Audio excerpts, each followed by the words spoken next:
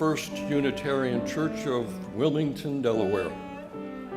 A welcome to our service, whether you are present here in the sanctuary this morning or joining us virtually online. My name is James Moser, and I'll be your worship associate this morning for this service today. We welcome Ed Ostrom to our speaking engagement this morning, and we also welcome Rebecca Fisher and Cindy Cohen and Lotus Cheng, who will be providing music and words for us this morning. Some of our Unitarian communities, some of you in our Unitarian community have been here a long time, a long, long time.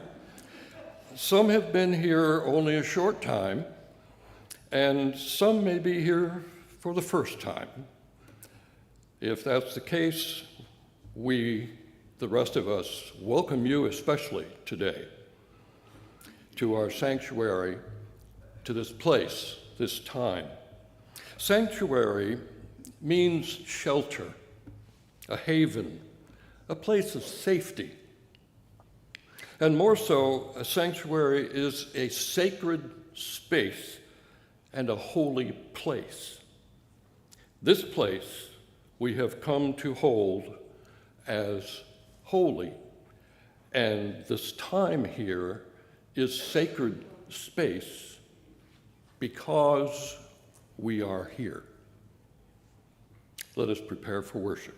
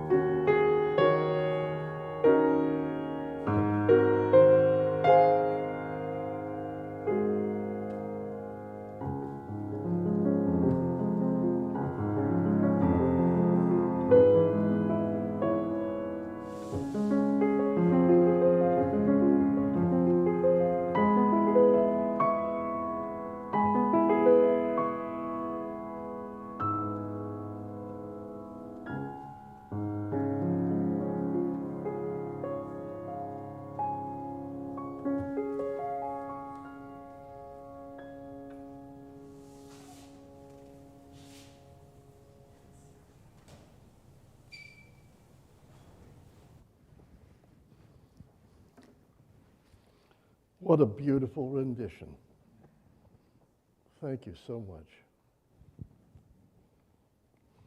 Now, dear people, hear the words of Reverend Tanya Marquis, an ordained Unitarian Universalist minister and hospital chaplain. It's a wonder and mystery that our paths have crossed, that in the immensity of time, in the vastness of space, we come together. I am in awe of the ways in which our lives intersect and intertwine, at the beauty we create when we gather. May our coming together make us more compassionate, more just, more caring, and more loving. May our hearts and minds be open to this offering. I am so glad you are here. Let us worship, let us marvel at the miracle of being here right now and the mystery that has brought us together.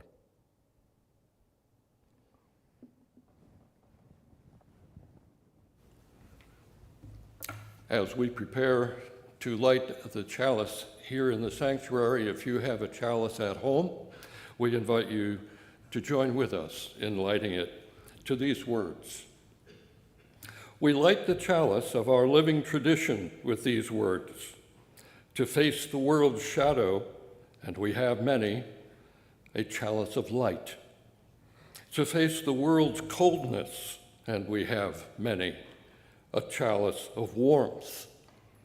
To face the world's terrors, and there are many, a chalice of courage. To face this world's turmoil, oh yes, a chalice of peace. May its glow fill our spirits, our hearts, and our lives. I invite you to stand as you are able for our hymn, and then remain standing after for our affirmation. Our hymn is number 99, Nobody Knows the Trouble I've Seen.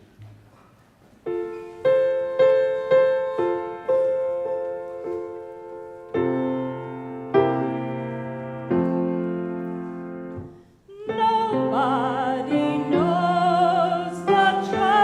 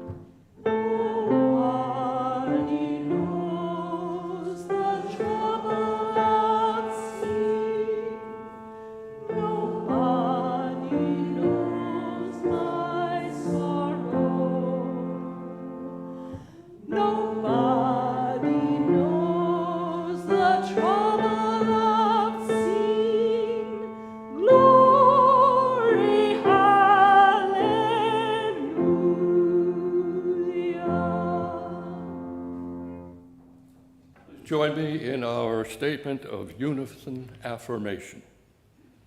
First Unitarian Church of Wilmington is a beloved community that nourishes minds and spirits, fights injustice, and transforms the world through loving action.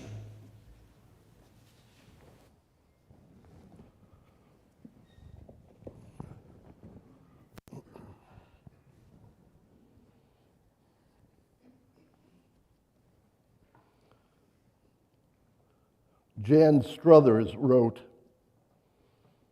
"Hard words will break no bones, but more than bones are broken by the inescapable stones of fond words left unspoken." And so let us pray. So let us, in the quiet of our minds, speak fond words for those close to us, for those whose presence is now a memory, for fond friends and helpful neighbors. And let us, in the quiet of our minds, speak fond words for those we too often forget, for those who are struggling with poverty, with tyranny, or with disasters, for those who seek work, a home, or better health, for those who are discriminated against because of who they are. And yes, even for those whom we find it difficult to speak fond words. I now invite you to stand, if you are able, and greet your neighbors.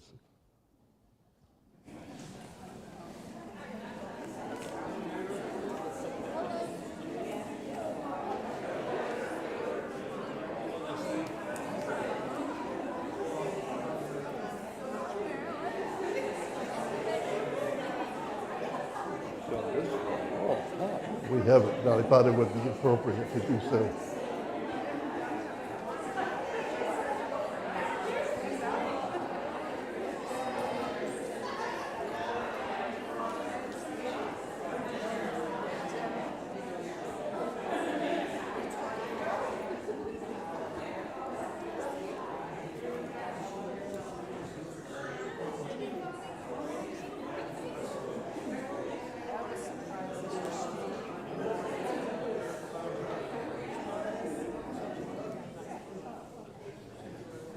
I hear you quieting down, so that's wonderful.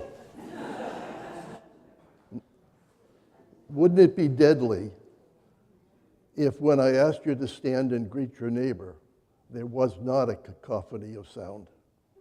That would be just terrible. In the following hymn, Cindy Cohen is going to join me as a duet, singing the first and second verses. And would you therefore join on the third verse, hymn number 101, Abide With Me.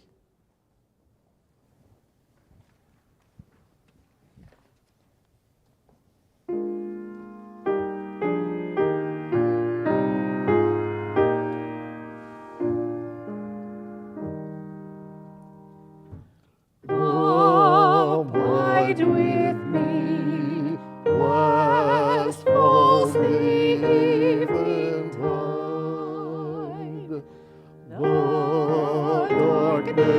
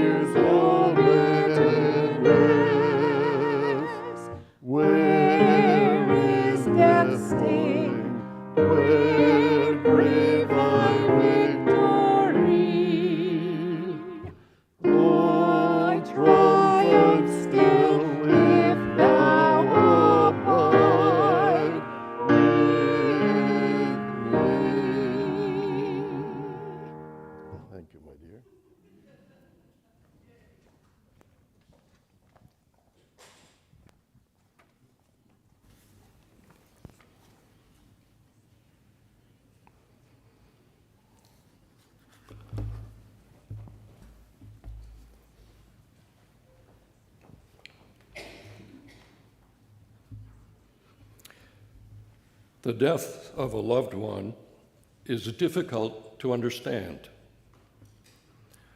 Logic and emotions become one, each emerging at different times and under different circumstances. Even logic is, at times, illogical, and emotions can run the gamut of tears to anger, disbelief, shock, sadness, yearning, despair, and not least, bewilderment. Recovery can range from days to years. A sight, a picture, a word, or another person can trigger memories that trigger a renewal of multiple emotional responses. But these happenings are not the thrust of this morning's service. They are merely the first act in a two-act play, the second act of which you will see and hear in a moment. The unfolding of the second act in real life can be as traumatizing as the first, or it can unfold without trauma. It all depends.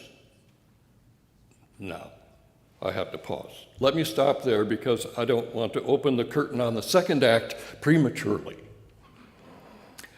What I do want to do is give a brief introduction of this morning's speaker, who is the second act. You probably know Ed. He's been around here a while. He's been standing up here in this pulpit a number of times. However, what you may not know about Ed is that he was a financial planner for 30 years. And what he learned as a family advisor is this morning's topic. Welcome, Ed.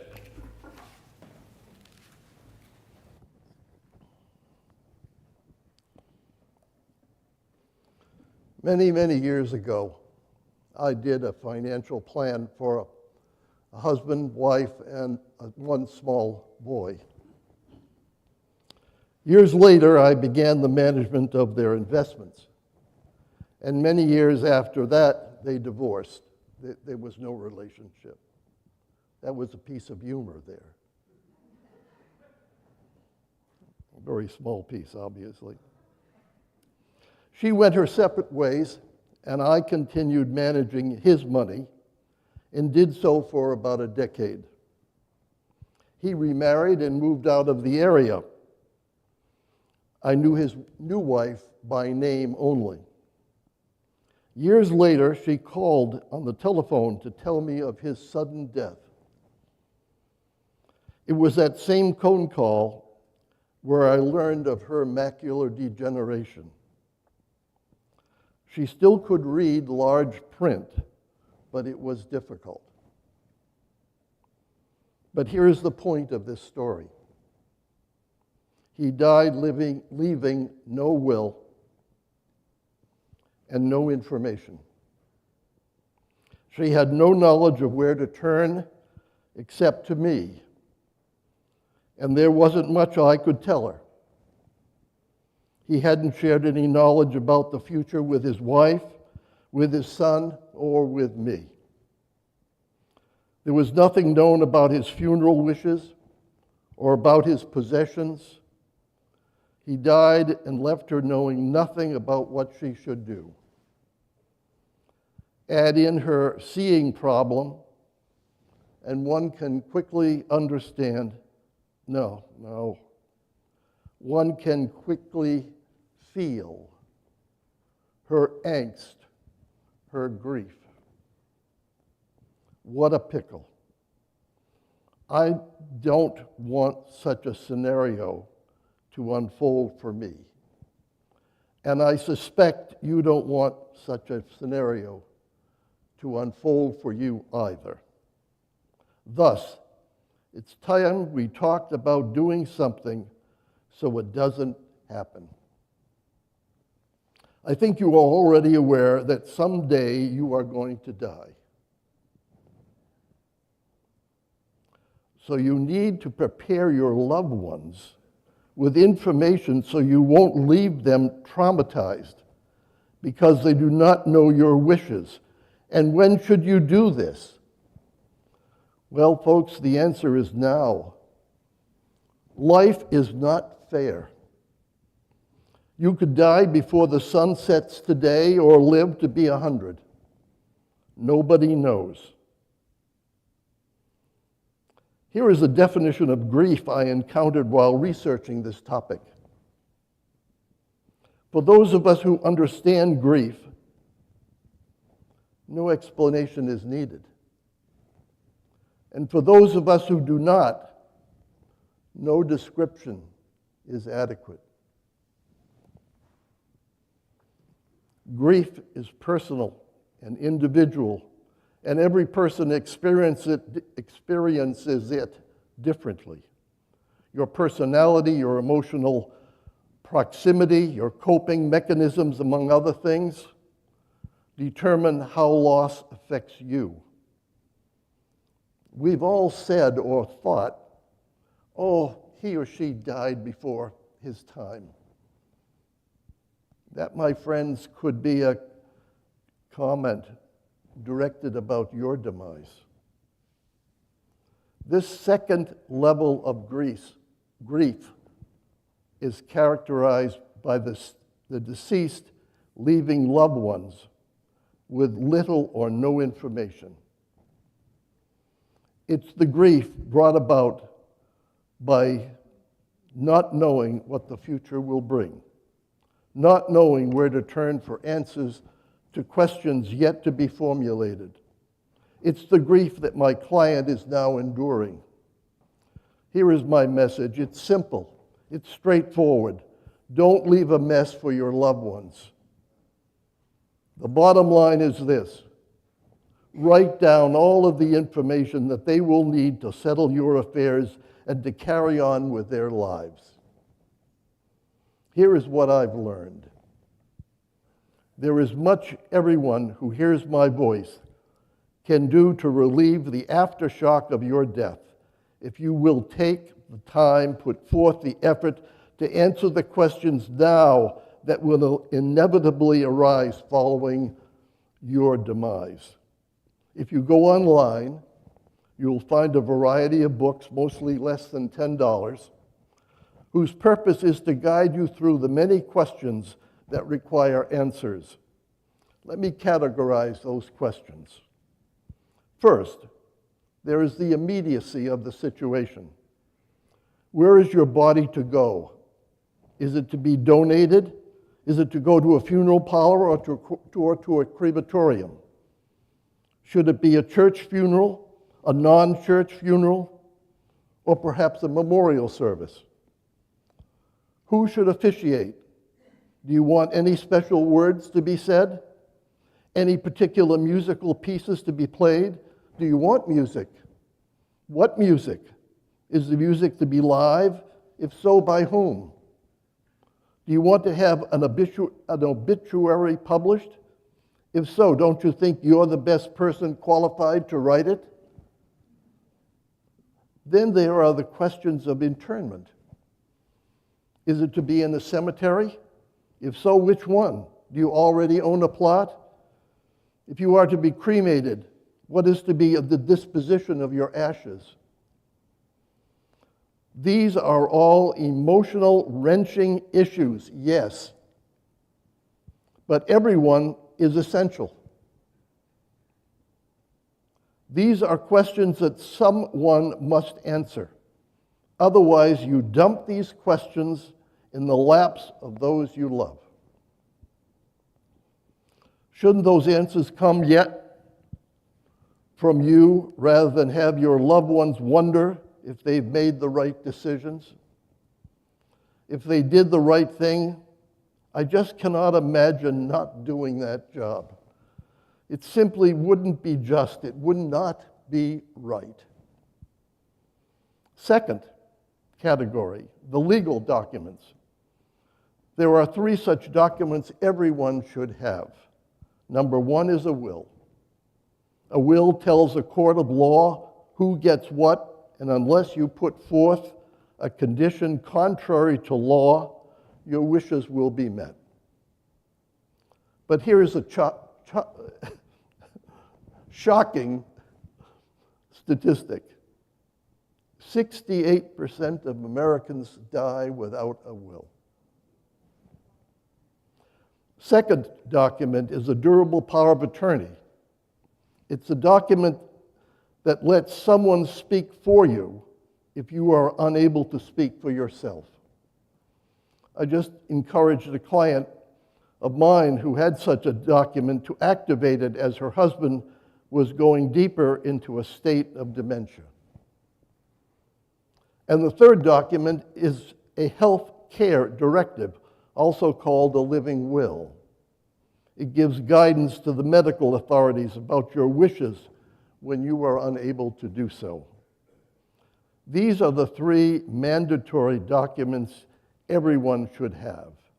But depending on your situation, there may be a need for other documents as well. For example, if you have minor children, who's going to take care of them? Perhaps the most common document that speaks to this question is a trust. If you need one or more of these documents, don't appoint someone, if you need it, I have two do nots. Don't appoint someone to do a job such as an executor without first asking and giving that person a copy of the will. And secondly, do not forget to write on the inside cover of that original and every copy where the original is stored. This thought is worth repeating. You might have a will or a trust or both, but it is valueless if, when needed, it can't be found.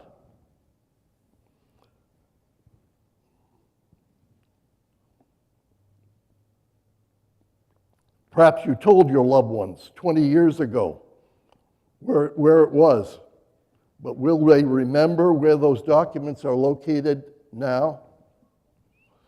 Don't be asking yourself, I think he or she had life insurance, but where are the policies? Then there are birth and marriage certificates, military service records, and speaking of the military, if you are eligible, would you want to have a military funeral? How will your family know if you don't write it down for them? And then there are the deeds to your home, to your car, and perhaps there are other properties that are registered or licensed, bank books, cash, annuities, social security cards, and more. In other words, important family papers. Write it down. It's not likely everyone will remember what they knew 20 years ago. Heck, I can't remember what I had for supper last night. And I'll pause here because I know you're thinking about what you had for supper last night. Of course, you should see a lawyer in the state of your residency to have these documents prepared. I offer one piece of advice. Because every lawyer is legally capable of preparing these documents, I think you are best served by selecting an attorney who specializes in estate planning. What about the family advisors? Will you remember who they are and where they are? Not only advisors, but friends. Here again, perhaps your spouse knows them all. But what if he or she doesn't know or remember them all? Should a friend be deprived of attending the funeral? Why take the chance? Write their names down along with their addresses and phone numbers. Third, a question. When you leave your house to go shopping or to go anywhere, don't you say something to alert your loved ones that you're leaving the house? I say to my wife, I'm leaving, hon. And she always answers, drive safely. And I always respond, thanks for the reminder. I originally had other plans. So would you leave without saying anything? Is it right? Is it fair to leave this world and not at least say goodbye?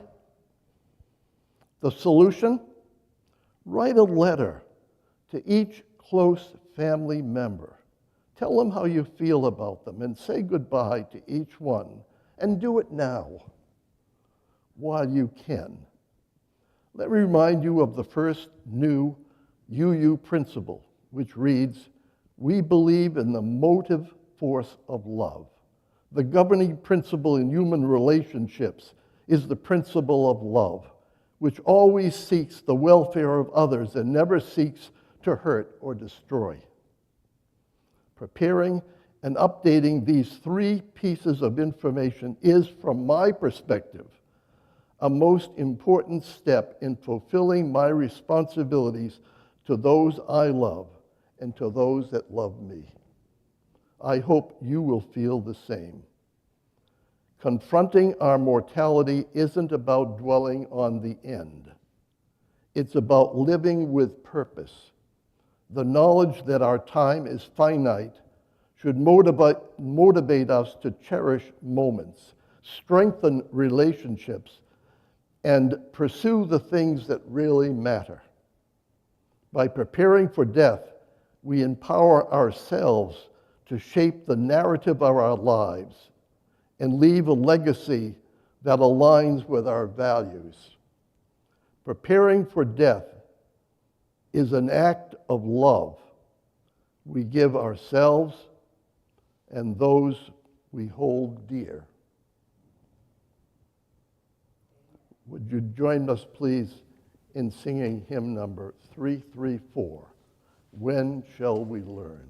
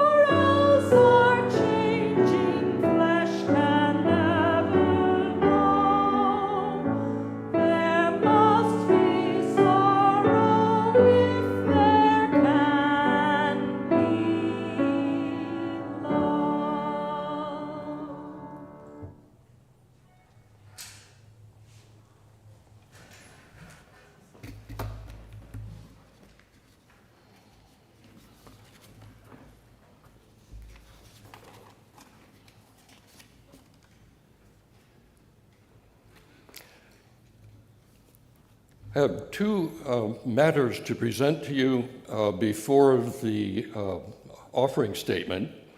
One is a reminder, a plug for the upcoming summer church camp for adults that begins 1 week from today, There are pamphlets, well, they used to be, they're back next to the basket near the name tags. If you have not one or have misplaced it, be sure to pick one up. Be familiar with what your opportunities will be and register promptly, because we're only a week out and there need to be plans made for Livestream Summer Camp for adults beginning 1 week from today. The second matter is, it's my privilege to serve on the Minister Search Committee, and we wish to offer you an update, actually it's an overview, of where we are going. Where we are is that we have become organized, tasks assigned, and work has begun, and it will be increasingly apparent. The Ministry Search Committee has begun our journey toward hopefully presenting a candidate to the congregation next April of 2025. Here are the 3 broad steps or phases of this process. This fall, first, creating a congregational profile. After In-Gathering Sunday in September, the team will reach out to the congregation with meetings and a survey seeking your input regarding a new minister. And we will host a variety of small group cottage meetings for discussion about our congregational work and goals and needs. These options for your participation will result in a congregational profile, which is part of a documents packet that then would be made available to interested candidates to learn about our church. Phase 2, this winter, reviewing interested candidates. That will start after the first of the year. We begin receiving the personnel profiles of interested candidates, conduct video interviews, decide how many and who will be invited for in-person interviews and pre-candidating visits, and then submit a rank-ordered list of our preferences to the UUA Transitions Committee team for coordination in seeking the best fit candidate. Phase 3, next spring, presenting a candidate for settled minister. If the search committee identifies an appropriate candidate to present, the minister will candidate with our congregation for 1 week in early April and be voted on by the congregation at the end of that week. If all is successful, the new settled minister would then begin serving on August 1st next summer. If no match is identified, or for some other reason the process is not fulfilled, the congregation may then engage an interim or contract minister, and the process would begin over again.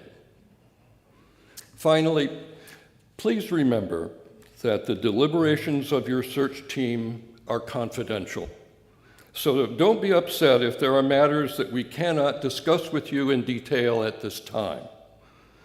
Team members can keep you up to date on the process of our work, but not on the content of our discussions. We are honored to serve you in this important and pivotal year in the ministry of First Unitarian Church of Wilmington. Paul Pinson and I are the co-chairs, and our committee members include Stephanie Cloud, Pat Malarkey, Leah Orchenik, Lydia Robb, and Randy Oswald. Now, without making the gears grind aloud, I am transitioning to the offertory. Our physical environment in this church is comfortable here in the hot, humid summer because of air conditioning. It is comfortable in here in the cold, polar, inverted misery of winter because of the gift of heat. Like everything else in this church, nothing happens spontaneously on its own. It all takes resources. From heat and cool throughout the building, to dedicated professional staff, to ministries for justice, to care for our planet, to programs for our children, it all takes resources, and you know what I'm referring to. Donations, contributions, gifts, even bequests. They come from we who are the church. So during our offering time, I invite you to envision your offering as a gift that finances, say, one pastoral visit. Or envision your gift as supporting and making possible one children's program. Or envision your gift as a meal for hungry people. Or just be reminded that we sit in the cool in the air-conditioned sanctuary. And now I invite you to join with me in our statement of dedication. To the work of this congregation, which is weaving a tapestry of love and action, we dedicate our lives and these our offerings. The ushers will now come forward and wait upon you for your gifts.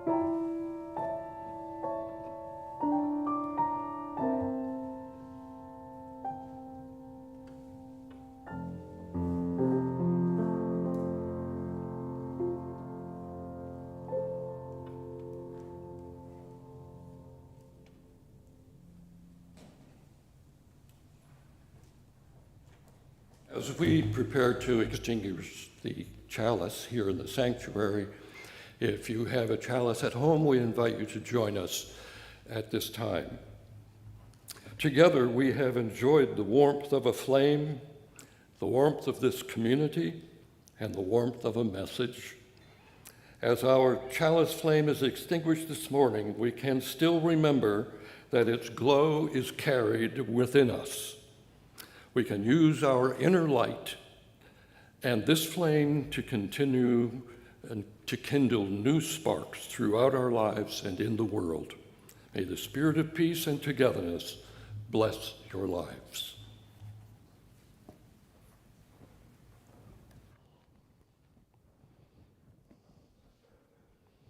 The benediction. Go out into the world in peace. Have courage.